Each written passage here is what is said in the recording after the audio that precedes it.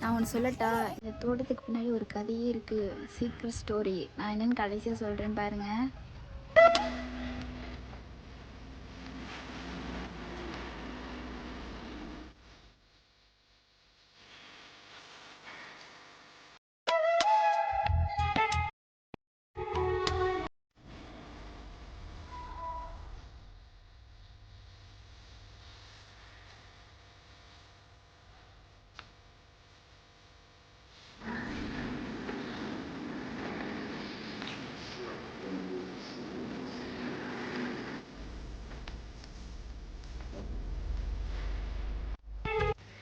Hi உறவுகளே, எல்லோரும் எப்படி இருக்கீங்க? நல்லா இருக்கீங்கன்னு நினைக்கிறேன். So welcome back to my channel. நான் உங்கள் சௌமியா. ஸோ இன்றைக்கி நம்ம என்ன வீடியோ பார்க்க போகிறோம்னா, நம்ம வீட்டு தோட்டத்தை தான் பார்க்க போகிறோம். ஃபுல் வீடியோ மறக்காமல் பாருங்கள், ஸ்கிப் பண்ணாதீங்க. பிடிச்சா லைக் பண்ணுங்கள், ஷேர் பண்ணுங்கள், கமெண்ட் பண்ணுங்கள், முக்கியமாக சப்ஸ்கிரைப் பண்ணிடுங்க. பாருங்கள், இந்த பின்னாடி கறியிலே அதுதான் எங்கள் வீட்டு தோட்டம். அங்கே வரைக்கும் எங்கள் வீட்டு தோட்டம் இருக்குது. இதுக்கு ஆப்போசிட்லேயும் வந்து தோட்டம் இருக்குது. நான் ஃபுல்லாக காமிக்கிறேன், மறக்காமல் பாருங்கள், ஸ்கிப் பண்ணாதீங்க. பிடிச்சா லைக் பண்ணுங்கள், ஷேர் பண்ணுங்கள், கமெண்ட் பண்ணுங்கள். ஸோ வீடியோக்குள்ளே போகலாமா? நான் எப்படிலாம் மெயின்டைன் பண்ணுறேன் மக்கள் எல்லாமே நான் சொல்கிறேன். இதுக்கு என்னென்ன ரூல்ஸ் ஃபாலோ பண்ணுறேன் எல்லாமே சொல்கிறேன் பாருங்கள். நான் ஒன்று சொல்லட்டா, இந்த தோட்டத்துக்கு பின்னாடி ஒரு கதையே இருக்குது, சீக்ரெட் ஸ்டோரி. நான் என்னென்னு கடைசியாக சொல்கிறேன் பாருங்கள். எல்லோரும் நினைப்பீங்க, மகியை வச்சுக்கிட்டு எப்படி இதெல்லாம் பார்க்குறாங்க, மெயின்டைன் பண்ணுறீங்க அப்படின்னு ஒரு டவுட் உங்களுக்கு கொஸ்டின் வந்திருக்கும். ஆக்சுவலாக மகி வந்து இந்த மாதிரி வெளியில் ஒர்க் பண்ணுறதுக்கெலாம் டிஸ்டர்ப் பண்ண மாட்டான். வீட்டுக்குள்ள ஏதாச்சும் ஒர்க் பண்ணேன்னா விடவே மாட்டான் சுத்தமாக. ஸோ வந்து நான் மதியம் வந்து வெளியே விளையாட வச்சுட்டு நான் எல்லா ஒர்க்குமே பார்த்துருவேன். இந்த செடி எல்லாமே மெயின்டைன் பண்ணுறதுக்கு எப்படியும் ஒரு 6 மந்த் ஆகிருக்கும் எனக்கு தெரிஞ்சுட்டு. அது குட்டியாக தலையை வச்சு அது வந்து விதை போட்டு முளைக்க வச்சு தனித்தனியாக பிடுங்கி தனியாக நட்டு வச்சு அது மண்ணணைச்சி தண்ணி பாய்ச்சி எல்லாம் பார்க்குறதுக்குள்ளேயும் போதும் ஆயிடுச்சுன்னு சொல்ல மாட்டேன். எனக்கு வந்து நம்ம வந்து எந்த ஒரு வேலையாக இருந்தால் சரி, நம்ம வந்து பிடிச்சி இன்ட்ரெஸ்ட்டாக அதில் ஒரு ஆசை வந்து பார்த்தோம்னா அது வந்து நமக்கு பெரிய வேலையாகவே தெரியாது. ஸோ உங்களுக்கும் ஆசை இருக்குது, நாங்களும் செடி வச்சுருக்கோம், எங்கள் வீட்டில் அந்த மாதிரி நிறையா செடி வச்சுருக்கோம் டிஃப்ரெண்ட்டாக அப்படின்னு யாராவது சொன்னீங்கன்னா கமெண்ட் செக்ஷனில் கமெண்ட் பண்ணுங்கள். ஸோ பார்க்கலாமா? பாருங்கள், விளையாண்டுட்ருக்கான் பாருங்கள் செடிக்கிட்ட வந்து. கொஞ்சம் பயந்தான், அந்த பக்கம் வந்து பூச்சிலாம் வரத்துக்கு வாய்ப்பு இருக்குது. ஸோ தம்பி வெளியெல்லாம் விட மாட்டேன் அவ்வளவா. இதாங்க எங்கள் வீட்டு தோட்டம். ஸோ ஃபஸ்ட்டு தோட்டத்தை எல்லாத்துக்குமே தண்ணி பாய்ச்சிடலாம், எல்லா செடிக்குமே. இந்த வெயில் காலத்துக்கு தண்ணி பாய்ச்சலைன்னா எல்லாம் காஞ்சி போயிடுது. ஸோ ஃபஸ்ட்டு தண்ணி பாய்ச்சிட்டு வந்துடலாமா?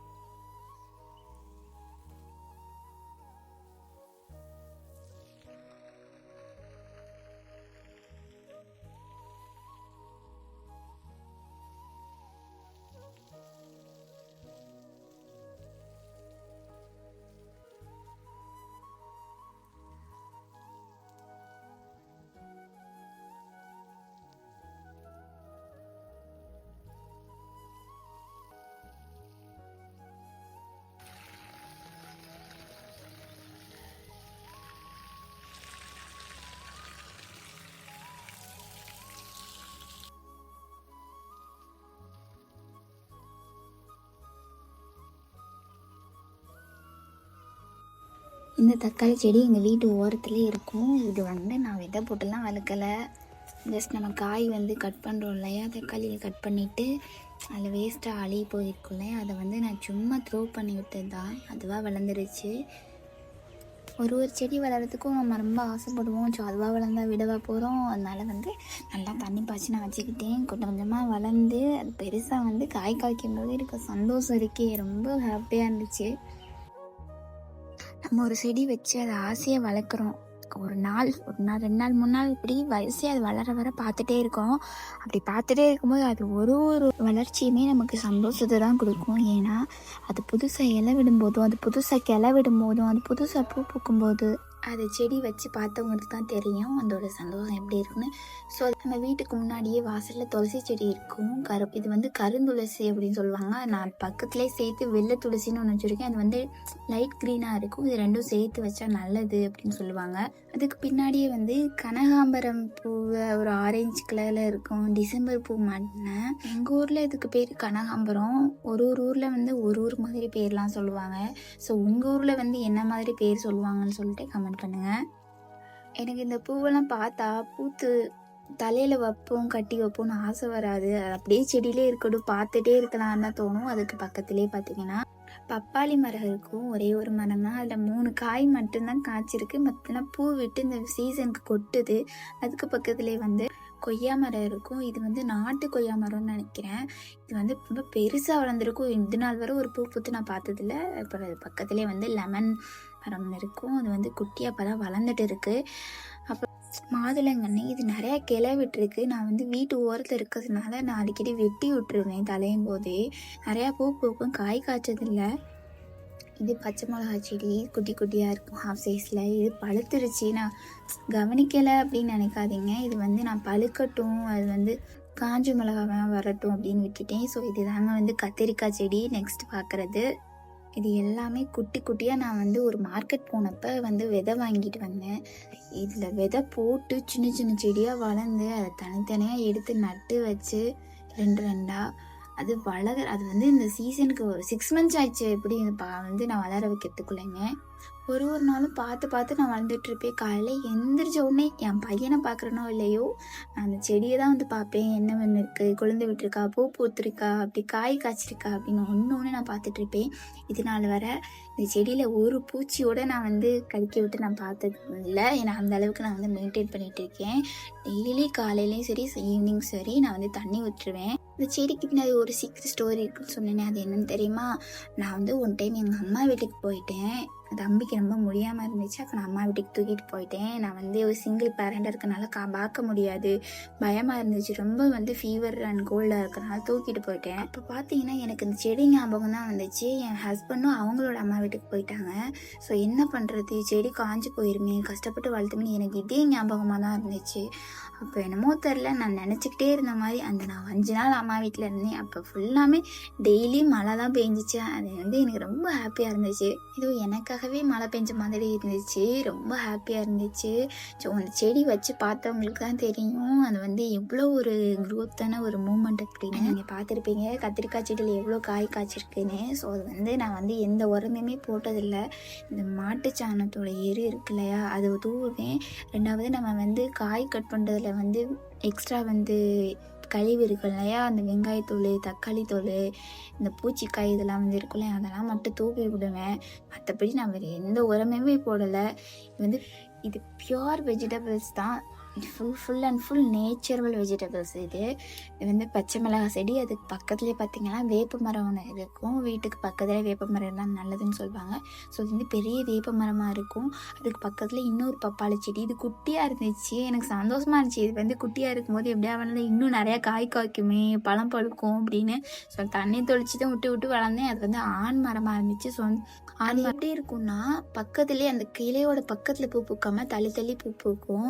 ஸோ இதெல்லாம் வந்து பார்த்தீங்கன்னா கத்திரிக்காய் செடி தான். இது ஃபுல்லாமே வந்து கத்திரிக்காய் செடி தான் நட்டி வச்சுருப்பேன். தன்னோட பிள்ளையை எப்படி பார்த்துக்கிறோமோ அதை விட அதிகமாக வந்து நம்ம வச்ச செடியெல்லாம் வந்து பார்த்துக்குவோம். ஒரு விவசாயிகளுக்கு தான் தெரியும் அந்த செடியெல்லாம் வச்சு பாதுகாக்கிறது எவ்வளோ பெரிய விஷயம் அப்படின்னு. அது வந்து அவங்க இடத்துல இருந்து பார்த்தா தான் தெரியும்னு சொல்லுவாங்கல்ல, அதுதான் உண்மை. இது என்ன செடின்னு தெரியல, க்ரீன் கலரில் வந்து பூ பூக்குது. அந்த கனகாம்பர செடி மணி இருந்துச்சு, பார்க்க அழகாக இருந்துச்சா. ஸோ நான் அதை வச்சுட்டேன். அதுக்கு பக்கத்தில் மல்லிகைப்பூ செடி இருக்கும். அடுத்து வந்து இதை பாருங்கள், கத்திரிக்காய் வந்து நிறைய காய் காய்ச்சிருக்கும். இது வந்து ஒரு கத்திரிக்காய் வந்து நான் பழமாகட்டும், நெக்ஸ்ட்டு வந்து விதை போடுறதுக்கு எடுத்து வச்சுக்கலாம் அப்படின்னு நான் விட்டுட்டேன். நான் இது நாட்டு கத்திரிக்காய் செடி அப்படின்னு நினச்சி தான் நான் வாங்கிட்டு வந்தேன் விதையை. ஆனால் இது வந்து என்ன கத்திரிக்காய்ன்னு தெரியல, பெங்களூர் கத்திரிக்காய் என்னமோ சொன்னாங்க. நெட்டாக நீளமாக வந்து வயலட் கலரில் காய்ச்சிச்சு. நான் எப்படி இதை மெயின்டைன் பண்ணுறேன்னா, ஃபஸ்ட்டு குட்டி குட்டியாக வந்து மண்ணை கிளறி விட்டு விதை போட்டு தண்ணி தெளித்து விட்டேன். 3 நாளில் வந்து விதை வந்து குட்டி குட்டியாக முண்டி செடி மலிக்க ஆரம்பிச்சிருச்சு. அது வந்து லேஸாக தண்ணி தெளித்து விட்டால் ஒரு 5-6 நாளில் கொஞ்சம் பெருசாக வந்துடும், நம்ம வேறு நீளத்துக்கு வந்துடும். அதை வந்து தனித்தனியாக நட்டு வச்சு மண்ணை அணைச்சி தண்ணி தெளிச்சிட்டே வந்தீங்கன்னா நல்லா சூப்பராக காய்ச்சிரும். இன்னும் உரம் போடுறதுனால போடலாம், நான் போடலை. இது வந்து எங்கள் வீட்டில் கிளைமேட்டை பாருங்கள். நான் வீடியோ எடுக்கும்போது பார்க்கவே அழகாக இருந்துச்சு ரொம்ப. அதனால் நான் வந்து உங்களுக்காக காமிக்கிறேன். அப்புறம் இந்த செடியும் வந்து பார்த்துருக்கீங்களான்னு சொல்லுங்கள். இது வந்து எங்கள் ஊரில் சுண்டைக்காய் செடி அப்படின்னு சொல்லுவாங்க. இதோடக்குள்ளே விதை வந்து அத்திப்பழ விதை மட்டும் குட்டி குட்டியாக இருக்கும். இதோட ஃப்ளவர் குட்டியோன்னு ஜாஸ்மின், குட்டியோன்னு மல்லிகைப்பூ மண்ணு அவ்வளோ அழகாக இருக்கும். இது வந்து நிறைய காய் காய்ச்சிருந்துச்சு, பார்க்கவே ரொம்ப அழகாக இருந்துச்சு. நான் என்னோடய மாமியார் அப்புறம் எங்கள் அம்மா வீட்டுக்கெலாம் பறித்து கொடுத்து விட்ருந்தேன். இது பக்கத்துலேயே எங்கள் கத்திரிக்காய் செடி பக்கத்துலேயே போர் வச்சுருக்கோம். இதில் வச்சு தான் தண்ணி பாய்ச்சுவோம். அந்த போர் பக்கத்துலேயே கருவேப்பிலை செடியும், இது வந்து சங்குப்பூ செடி தெரியுமா, கொடியாக போகும், அதுவும் வந்து வச்சுருக்கோம். அது இப்போ பூக்களை. சங்குப்பூ செடி வந்து ரொம்ப மருத்துவ குணம் உள்ளதுங்க, உங்களுக்கே தெரியும். ஸோ அது வந்து வளர்க்குறது ரொம்ப ரொம்ப வீட்டுக்கும் ரொம்ப நல்லது. கத்திரிக்காயை பாருங்கள் எவ்வளோ அழகாக இருக்குது பாருங்கள், பார்க்கவே ஆசையாக இருக்கும். நான் ரொம்ப நாள் வந்து நான் கத்திரிக்காயை பறிக்கவே இல்லை, அப்படியே நான் போட்டுவிட்டேன். ஏன்னா அந்த செடியிலே இருந்து பார்க்க அழகாக இருந்துச்சா, ஸோ நான் அப்படியே வச்சுட்டேன். அதுக்கு பக்கத்துலேயே பார்த்தீங்கன்னா மிளகா செடி தான். முன்னாடியே பார்த்துருப்பீங்க, ஒரு சின்ன தோட்டம் பச்சை பச்சையே இருக்கும். இதே மாதிரி நான் மிளகாய் செடி வச்சுருப்பேன். நான் வந்து ரெக்கார்ட் பண்ணலை. இது வந்து மிளகாய் காய் வந்து அவ்வளோ காய் கொத்தாக காய்ச்சி தொங்குச்சு. நிறையா தான் நான் அப்படியே விட்டுட்டேன். நான் அப்படி தான் பார்க்க அழகாக இருக்குது அப்படின்னு சொல்லிட்டு நான் விட்டுட்டேன். அதை வந்து பழமாயிருச்சு. ஸோ ஓகே, காஞ்ச மிளகாய்க்கு வந்து எடுத்து வச்சுக்கலாம் அப்படின்னு சொல்லிட்டு விட்டுட்டேன். ஸோ இது எல்லாமே பார்த்திங்கன்னா கத்திரிக்காய் தான். எங்கள் வீட்டில் அதிகமாக இருக்கிறதே கத்திரிக்காய் தான். இதுவும் இந்த செடி தாங்க, சுண்டைக்காய் செடி தான். இதுவும் அப்படி தான் குட்டியாக நெல்லிக்காய் மாட்டினா நிறைய காய் காய்ச்சிருந்துச்சு. அப்புறம் இது வந்து கருவேப்பிலை மரம் வீட்டு பக்கத்துலேயே இருக்கும். அந்த துளசி செடி பக்கத்துலேயே வச்சுருப்பேன். எனக்கு அப்பப்போ சமைக்கிறதுனா நான் வந்து கருவேப்பிலை வந்து எடுத்து ஆல்ரெடி வச்சு சமைச்சதில்லை. அப்பப்போ போய் பறிச்சுட்டு வந்து கருவேப்பிலை குழம்புல போட்டு தான் சமைப்பேன். இது வந்து நார்த்தங்காய் மரம், நிறைய பழம் வளர்த்துச்சு, நிறைய காய் காய்ச்சி. இதையுமே வந்து எங்கள் அம்மா வீட்டுக்கெலாம் பிடிங்கி கொடுத்துருக்கேன். பக்கத்தில் இருக்கவங்க எல்லாருமே வந்து பறிச்சுட்டு போவாங்க. இது வந்து இந்த செடி நான் பார்த்து வளர்த்ததுங்க. எப்படா பூ பூக்கும் அப்படின்னு நினச்சி தண்ணி பாய்ச்சி இது வந்து ஆடு மேய்ஞ்சிரும்ன்ட்டு நான் பக்கத்தில் இருக்க வேலிக்கருவெல்லாம் எடுத்து அடைச்சி நான் வளர்க்க வச்சுருங்க. ஃபஸ்ட்டு பூ பூக்கும்போது எனக்கு அவ்வளோ ஹாப்பியாக இருந்துச்சு. இது வந்து சீத்தா மரம். நான் வாழ்க்கையிலே ஃபஸ்ட் டைம் இங்கே தாங்க நான் பீட்ரூட் செடி வச்சேன். ஃபஸ்ட் டைம்ங்க. இது வளரும் போது எனக்கு அவ்வளோ ஹாப்பியாக இருந்துச்சு. வயலட் கலரில் ரொம்ப அழகாக இருந்துச்சு. இது ஒரு வகையான கத்தாழன்னு சொல்லுவாங்க. வீட்டுக்கு பூச்சி இது வராமல் இருக்கிறதுக்காக வைப்போன்னு சொல்லுவாங்க. இதுவும் ஆல்சோ களி செடி தான். அதுக்கு பக்கத்துலேயே பார்த்தீங்கன்னா ஒரு கொடி போயிருக்கும். உள்ளேருந்து பார்த்தா அந்த இது வந்து பேர் சவுச்சோக்காய் செடின்னு சொல்லுவாங்க. சவுச்சோக்காய் செடி இதுவுமே நான் வாழ்க்கையில் ஃபஸ்ட் டைம் வச்சதுங்க. இது கொடியாக போகுமா செடியாக வளருமான்னு எனக்கு தெரியாது. நான் வந்து கொடியாக போகுங்கிறத நான் ஃபஸ்ட் டைம் இப்போ தான் பார்த்து தெரிஞ்சுக்கிட்டேன். நான் வந்து சவுச்சோக்காய் வந்து மரமாக வருமா அப்படிலாம் நினச்சிட்டு இருந்தேங்க. இது வந்து அவரைக்காய் செடி. இதுவுமே நிறைய காய் காய்ச்சிச்சு. நான் வந்து ஷூட் பண்ணலை, நான் சமைச்சேன், நிறையா எடுத்து சமைச்சேன். இது பக்கத்துலேயே வீட்டுக்கு முன்னாடியே பார்த்தீங்கன்னா மாதுளம் செடி. இதுலேயுமே நிறையா காய் காய்ச்சிருக்கு. நான் அதையுமே இந்த ஃபோட்டோ எடுக்கிறேன். நிறையா காய் காய்ச்சி. இது மேலே வந்து ஒரு கீரை ஒரு கொடி போயிருந்துச்சு, அதெல்லாம் நான் பறிச்சுட்டேன். ரொம்ப அடசலாக இருக்குது அப்படின்னு. இது வந்து லெமன் செடி பக்கத்துலேயே வளர்த்துட்டேன். இந்த தோட்டத்துக்கு கொஞ்சம் தள்ளி பார்த்திங்கன்னா ஒரு தென்னை மரம் இருக்கும். அது குட்டியாக இருக்கும். அது பக்கத்துலேயே இன்னொரு தென்னை மரம், அது கொஞ்சம் வளர்ந்துருக்கு, பெருசாக தான் இருக்கும். காய் இப்போ தான் வந்து காய்க்க ஸ்டார்ட் பண்ணியிருக்கு. நெக்ஸ்ட்டு வீட்டுக்கு பக்கத்தில் இந்த சைடு இருக்க தென்னை மரம் வந்து ரொம்ப பெருசாக இருக்கும். இது வந்து நிறையாவே காய்ச்சிருக்கு. அதுக்கு பக்கத்தில் கீழே வந்து ஒரு கொய்யா மரம் இருக்கும். இது ரொம்ப குட்டியாக இருக்குது, ஆனால் நிறையாவே காய்ச்சிருக்கு கொய்யாப்பழம்லாம். எங்கள் வீட்டில் நிறையா அணில் தெரியும், அதுதான் வந்து சாப்பிட்டு போகும். வந்து அணிலுக்காகவே நான் இதில் இருக்க கொய்யாப்பழம்லாம் பறிக்கவே மாட்டேன். இது நெல்லிக்காய் மரம் ரொம்ப பெருசாக இருக்குது. அதுக்கு பக்கத்தில் பலாக்கன்று இருக்கும். ஸோ இந்த எல்லாத்துக்கும் சென்டரில் வந்து ஒரு பெரிய மாமரம் இருக்கும். இது மிளகாய் செடிங்க. என்ன எப்படி இருக்குன்னு பார்க்குறீங்களா? வீடியோ கட் பண்ணி தான் போட்டிருக்கேன். இது வந்து நிறையா மிளகாய் காய்ச்சிச்சு. வாங்க பறிச்சுட்டு வந்துடலாமா?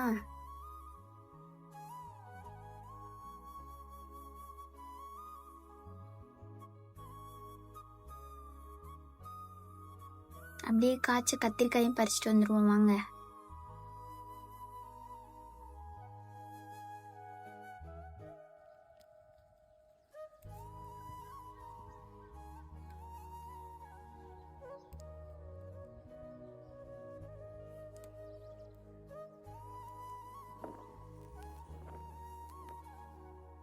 அவ்வளோதாங்க, எல்லா காயும் பறிச்சாச்சு. எவ்வளோ கத்திரிக்காய் இருக்குன்னு பாருங்கள். இதுவே எத்தனை கேஜி, ஒரு 3 கேஜி இருக்கும் நான் நினைக்கிறேன். இது வந்து பச்சை மிளகா பாருங்கள். இதை வச்சு தான் நம்ம வீட்டில் இன்றைக்கி சமைக்க போகிறோம்.